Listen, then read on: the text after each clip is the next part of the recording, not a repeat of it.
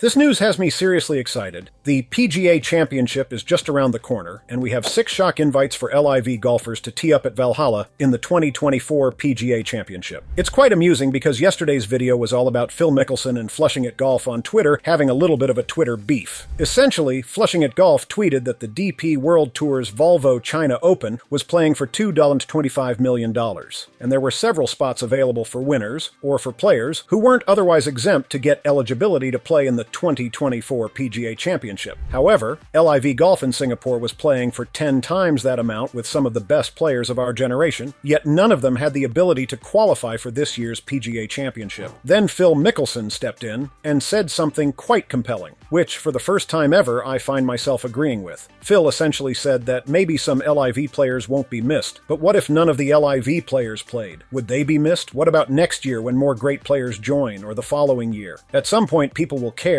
and then we will have the answer to sponsors and television. It's a brutal note, but quite funny considering that just today, 6 LIV golfers have been offered invites to tee up at the 2024 PGA Championship. Some of these players would definitely have earned their right there through the world ranking system if they hadn't gone to LIV. The ranking system is skewed right now because LIV Golf does have some of the best players. Not all of them, but definitely some. I also find it quite interesting that CEO Seth Waugh was very dismissive towards LIV Golf on the eve of the 2023 PGA Championship. He said, "I don't think people really care about it, and I don't see how it's a survivable business model." But now we have 6 LIV golfers invited to the PGA Championship. What do you think? Do we care about LIV Golf? The fact that we're all still talking about it means we probably do care to some degree. Is it survivable? With players like Jon Rahm on multi-year contracts, it has to be. LIV Golf is likely banking on something like world ranking points or joining with the PGA in some form. Waugh went on to say last year, they can fund it for as long as they want, but no matter how much money you have, at some point, burning it doesn't feel very good. I don't see that they're accomplishing much. It seems logical to me that we should work towards some sort of agreement and hope the game comes back together. Perhaps offering these invites to LIV golfers is an olive branch, acknowledging that these players would qualify if they didn't play for LIV. It's clear that inviting these LIV players makes the PGA Championship field stronger.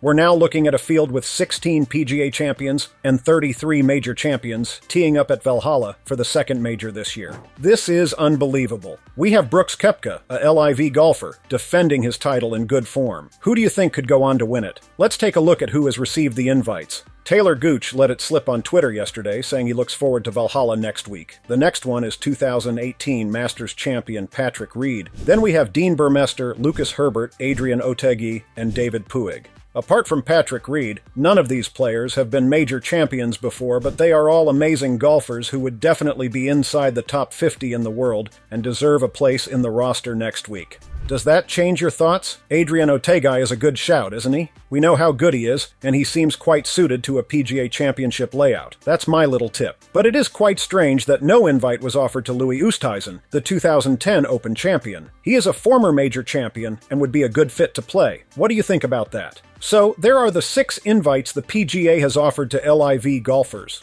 Is this an olive branch? It certainly makes the field look a lot stronger heading into the second major of the year. Let's delve deeper into this fascinating turn of events. The context of these invites is crucial. Just a year ago, the mere thought of LIV golfers getting invited to prestigious tournaments like the PGA Championship seemed improbable. The divide between the PGA Tour and LIV Golf was stark, with strong sentiments on both sides. However, the landscape of golf is ever evolving, and these recent invites suggest a significant shift in how the golfing world is beginning to view LIV Golf and its players. Consider the players invited: Taylor Gooch, Patrick Reed, Dean Burmester, Lucas Herbert, Adrian Otaegui, and David Puig. Each of these golfers brings something unique to the table. Taylor Gooch, for instance, has been a consistent performer and his enthusiasm for Valhalla is palpable. Patrick Reed, known for his gritty performances, adds a level of competitiveness that is hard to match. Dean Burmester and Lucas Herbert have shown their mettle in various tournaments, making them worthy contenders. Adrian Otaegui and David Puig, although not major champions, have displayed remarkable skill and potential, making their inclusion exciting for fans and analysts alike. This move also raises questions about the future of golf's governing bodies and their relationship with LIV Golf. Will we see more collaboration, or is this a one-time olive branch? The inclusion of these LIV players could be a strategic decision by the PGA to ensure that the championship Championship features the best talent available, regardless of their affiliations. It's a recognition that quality golf transcends organizational boundaries. The comments from Seth Waugh last year now seem somewhat out of place given the current scenario. His skepticism about the survivability of LIV Golf contrasts sharply with the present reality, where LIV players are being recognized and invited to one of golf's most prestigious events. This change in tone could be attributed to the undeniable talent present in LIV Golf. Players like Jon Rahm, who are on long-term contracts, signify that LIV Golf is not just a fleeting experiment, but a serious competitor in the golfing world. Furthermore, Phil Mickelson's comments add another layer to this discussion. His assertion that at some point people will care about LIV Golf is becoming increasingly true. The invitations to these players suggest that the golfing community is starting to acknowledge the value and talent within LIV Golf. Mickelson's point about sponsors and television eventually caring about LIV players is also valid. As these players continue to perform at high levels, their presence in major tournaments becomes more desirable for broadcasters and sponsors alike.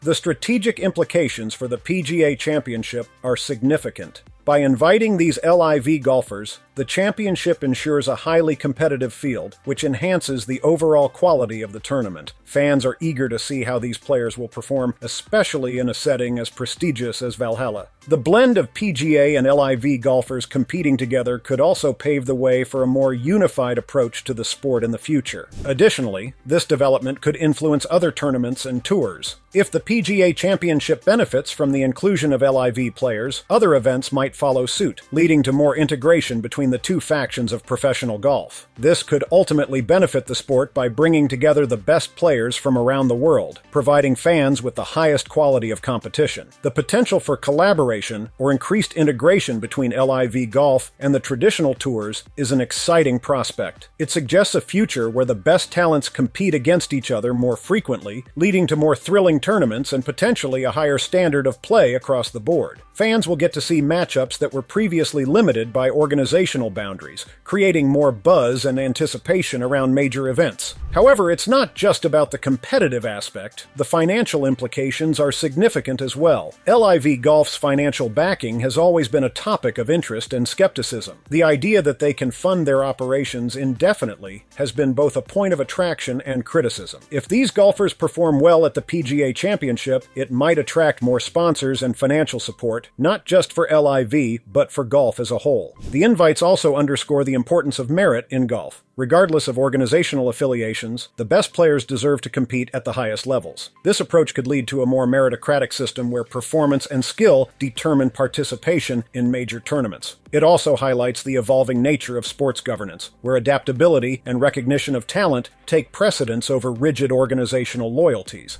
Moreover, the inclusion of these LIV golfers at the PGA Championship could serve as a case study for how future integrations might work. It will be interesting to see how these players are received by their peers, the media, and the fans. Their performance could either bridge the gap between the two sides or further entrench the existing divides, depending on how events unfold. So the 6 invites to LIV golfers for the 2024 PGA Championship at Valhalla represent more than just participation in a major event. They signify a potential thawing of relations between the PGA Tour and LIV Golf, an acknowledgement of the talent within LIV, and a strategic move to enhance the competitive quality of the championship. As we move closer to the tournament, it will be fascinating to see how these players perform and what this means for the future of professional golf. Don't forget to subscribe to the channel and turn on the bell so you can keep up to date with everything going on with the PGA Championship and golf in general. Thanks for watching.